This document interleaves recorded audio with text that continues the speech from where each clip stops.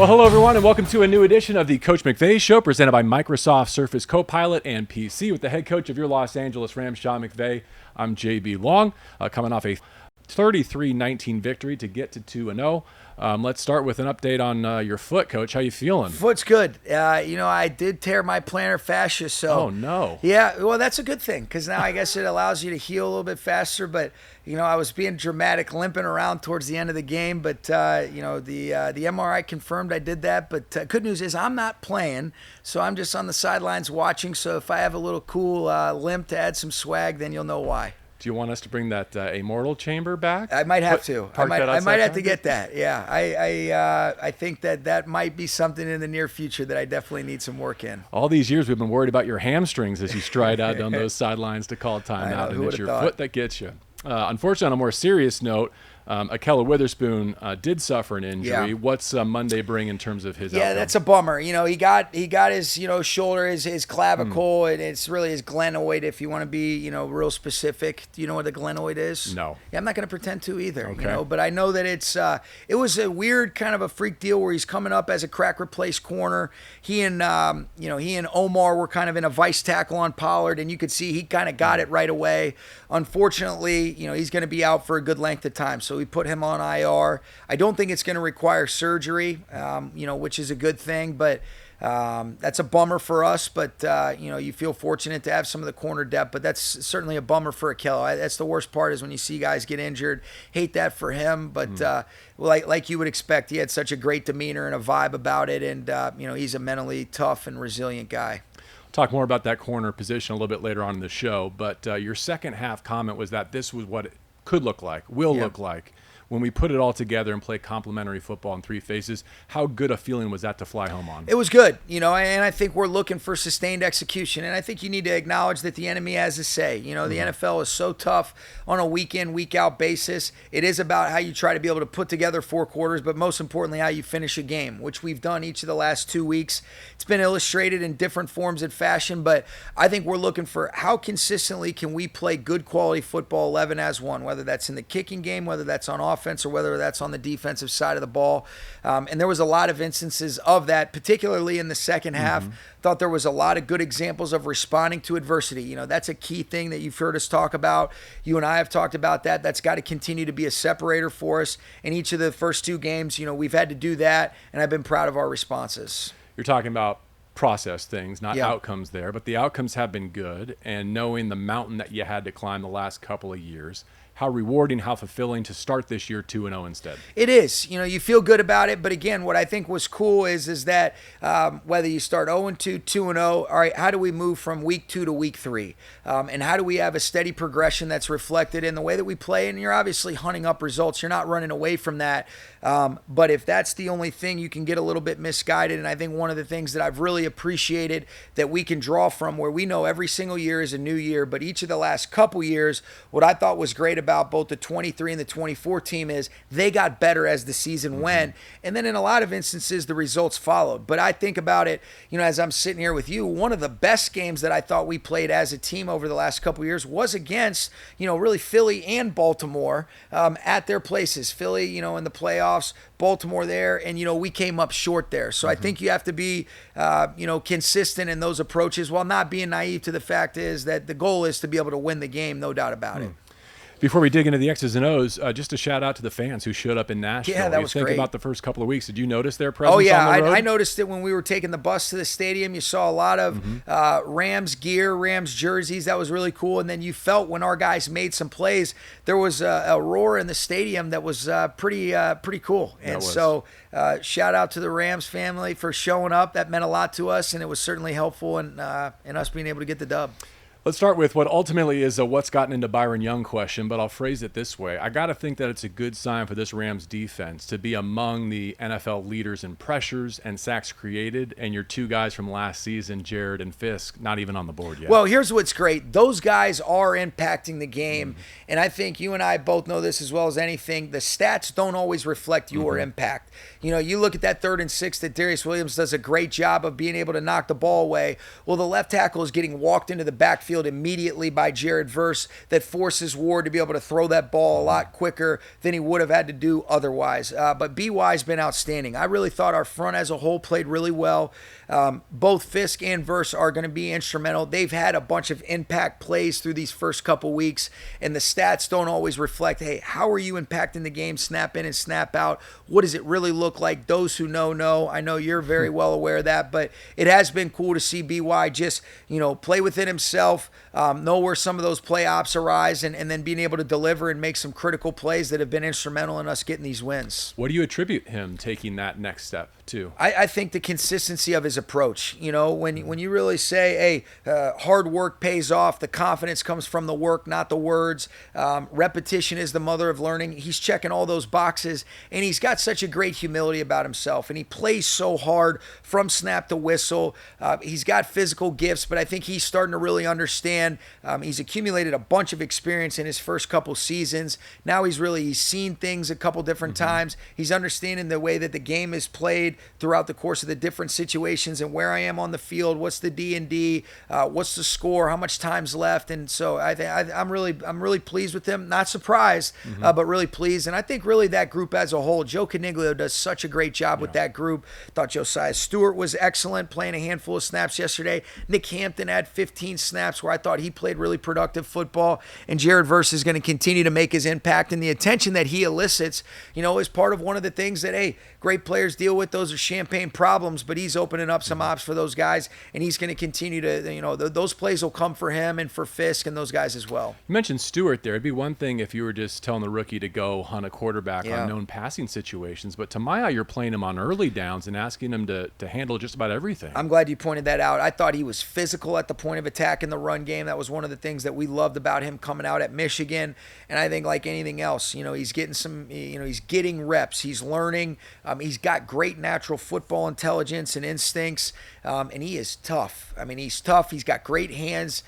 He really has a great get off, and I've been really pleased with the way that he's played over the last couple weeks. But I thought yesterday was his best game. He obviously got on the board with the sack, but you mentioned it. I'm glad you brought it up. Where he's taking on some cross sifts with tight ends and being able to get knocked back and extension. He was productive in both phases. Was Braden on a bit of a pitch count of sorts yesterday? Yeah, you know what? It was crazy. He's so damn tough. He tweaked his oblique a little bit in pregame. Giff came up to me right when we got back in from warmups. He said Fiske got it. He started the game, ended up playing 13 snaps. We had 6 defensive linemen up, and all those guys got reps. But we were a little bit smarter and a little bit lighter with his workload.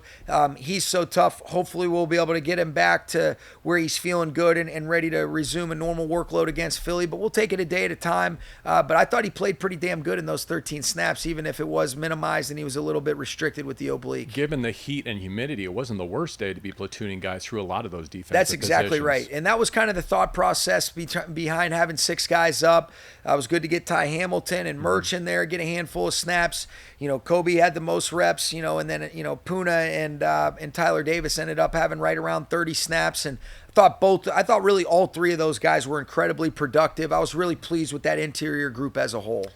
Quentin Lake received the highest grade of his career yesterday from external services. Yeah. I wonder if that syncs with his internal evaluation. I always take those with a little bit of a grain of salt, but yesterday I would accurately agree with that assessment. I thought he was clean with his coverage, thought he played with really good techniques and fundamentals. That was a big point of emphasis that Aubrey had made and Coach Beek with those guys throughout the course of the week. I thought he was excellent with his perimeter control. When they tried to throw some of those perimeter screens, he's getting knocked back at the point of attack, making plays. He's a guy that'll get a game ball on Wednesday. Could have acknowledged him in the team meeting or in the post game, but he was awesome. He led like the guy that he is, and that's cool to see him get that. But it was reflected in the way that we grade him as well. I was happy for him. I thought our safeties as a whole were excellent. Cam Curl was great again. Cam Kitchens continues to show why he's a stud as well. And and then Tank gets in there and does his thing. But you feel really good about that group. Just hearing you talk about that group, I'm struck by the tackling quality through 2 weeks. Me too. The hard thing to do in September in the NFL, given how limited you are during the summer. There's no question, and we talked about that with the defensive coaches this morning, how well we tackled really as a unit collectively in week 2. I had a couple last week. I thought really our secondary, we didn't have any missed tackles based on how we charted it, and that's really hard with the amount of space and some of the different plays that came up, and that's a big deal for us. Great defense is all 11 tackle, and the more consistently that we can do that and eliminate the leaky yards, the better that we're going to be. We talked a little bit about corner, but let's circle back to it here. One observation, 2 of the 3 starters that you would say are healthy right now came to you via waiver claim. We know the undrafted D. Will story and how he was acquired by the Rams, but Emmanuel Forbes kind of at the other end. A first-rounder gets caught up in a coaching change and winds up here. I wonder what it says about that competitive barrier or lack thereof in the NFL, how thin that margin is, and then how tough you have to be at that position to even be waiver claimed and join a new franchise. There's no question. I think the biggest thing too is that you realize it's like, okay, getting into a situation where you feel like, hey, you're wanted, and sometimes a fresh start for guys can be really fruitful and beneficial. And we try to cultivate an atmosphere and environment where people feel like you're building them up, and I know other teams do that as well. And so there's been examples of people to leave to go have great success from us, and so it's not like we have all the answers. But what I do give Aubrey Pleasant a ton of credit for is we claim Emmanuel. It was a guy that when we had watched him coming out, you could see he got his hands on the football, had elite concept trigger, obviously had all the interceptions for touchdowns, had great length, but he gets here and you realize he's a smart player, and let's figure out what are the things that he does best that allow him to be able to thrive. And there's a lot of things tactically and schematically that we wanted to do that fit his skill set. I think it coincides with him maturing as a man, where he's taking good care of himself physically and mentally, and he feels believed in, and he's earned that through the work that he's put in, whether that be from his teammates or for his coaches, and you're seeing him get a bunch of quality snaps. And I give those guys in the DB room and really just our coaches as a whole, I think they instill that in guys. And if it's authentic, man, that can be really powerful. All right, let's get to throwing the football. It's a good day for the Rams in that regard. A couple of receiving milestones of note from yesterday. Puka becomes the second player since the merger with 200 catches in his first 30 games. OBJ is the only other one that's fast. Awesome. And then Devontae goes over 12,000 career in his illustrious campaign. His first touchdown as a Ram, and let's break that down a bit first. I never get tired of Stafford against the kitchen sink coming out of him. I mean, that's always a good time. It's great, I think when you look at when he let that ball go, the route savvy by Devontae right there, and then the late hands where we didn't have a whole lot of vertical space just based on where we were in the fringe area, but to get that up and down on a third down, that was big. We needed that right there. And Matthew's anticipation, he was feeling it. You always watch him after some of those throws, and it was a fun reaction too. If you watch him after his Jordan Whittington throw too, he knew he was feeling himself, and he earned the right. He was on a heater there. His reactions are underrated, I have to say. Devontae even hinted at the fact that you guys were force feeding him, that you wanted him to get in the box there in game 2 as a Ram. Why was that important for you, if it was important? Well, what was important was to try to score points, and we happened to, call some plays that we felt like were going to be, the best chance to be able to ultimately put points on the board. And, getting him the football, getting Puka and some of our other playmakers is always going to be a priority for us. But I was glad that one worked out. There was a couple other ones that, didn't go down the way that we wanted to for a variety of reasons, none of which are going to be helpful in moving us forward, however I explain it. But it wasn't necessary. I think, when he's getting the ball, good things are happening for our offense. So I wouldn't call plays and we wouldn't as a coaching staff unless we felt like they were the best ones. There was a couple ones that I'm always going to want back that but I thought he made the most of his ops, and I thought, those 6 catches that he had were all key and critical for us. I hope the comment section heard you speak to them. Yes, on the 3-yard line a couple of times, maybe handed off differently, but you did get Blake one. His shut first. Up on the 3. I'd like to be able to punch those in too. I'm not. I wasn't sure what you were going to punch there. You're talking about punching it in. Yeah, okay, cool. Just punch checking. It in. I was not. Yes, you go ahead and criticize the way I deserve it. We should have scored in some of those sequences. Davis Allen has become a nice red zone weapon for this team. Touchdowns in 3 of his last 4 games. How about that? Yeah. You go back to the Minnesota game. That's a great point. But just a great feel. It was a good job, good individual effort. A really challenging look right there on that particular play, and finds a way to be able to get it in, even though we had to challenge it. So, but that's awesome. He's made 2 critical touchdowns. Each of the last couple weeks, and then you go back to the 0 against Minnesota. Minnesota where he catches a little pivot route for 13 yards out or whatever it was. But he's just reliable. I thought he played really well in the run game. Thought both he and Higbee did a nice job. Scooter Huff's been really good with that group. Loved what he's done for us.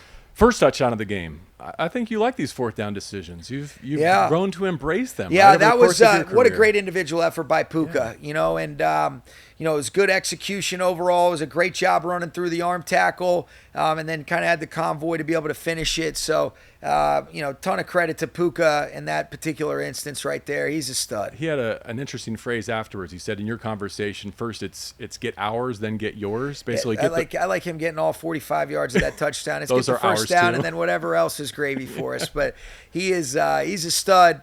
What a great first couple weeks he's had. Just his overall energy, his playmaking, just his contributions are immense for our team. Jay Witt had some gas on that. Did you see him catch that play from behind? Oh yeah, he was has rolling. Wheels. Wow, he does have wheels. And we've seen it. He showed the wheels last week on a 74-yard return and a long catch that got called back. But it was cool for him to be able to make a big 40-yard play.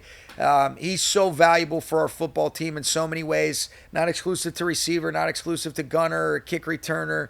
He can do all those things, and he's just got a great swag. Guys love him. He's a big-time player for us. Swag. He wears Stafford's jersey to the game. That was cool. That was really cool. I mean, just a subtle reflection of, I think, the internal chemistry. He knew what he was doing. You wear the jersey, you get the ball. Lobbying for targets. That's right. I get it.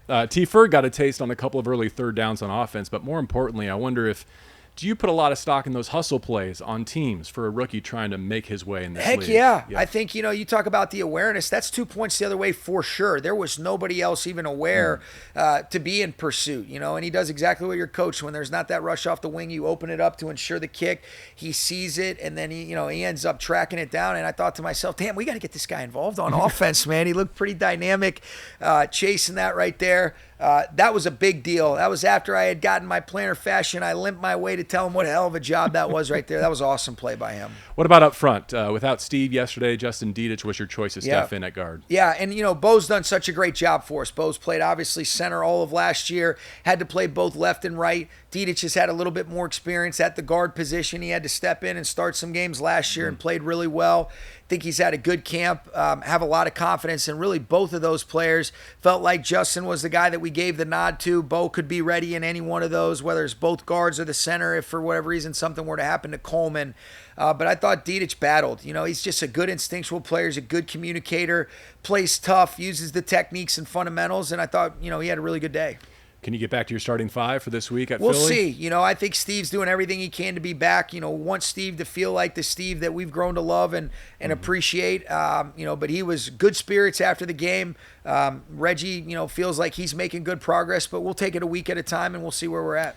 When I think about a lot of the investments you made this offseason to shore up some perceived deficiencies, it ties into this game. We could just be frank about that. Is this an exciting opportunity in week 3 to see how some of those investments pay off? Yeah, I think it's an exciting thing for our team to take a step from week 2 to week 3, and we happen to be playing the team that knocked us out last year. They're a great football team. They've obviously had 2 great wins against Dallas and against Kansas City to start the season.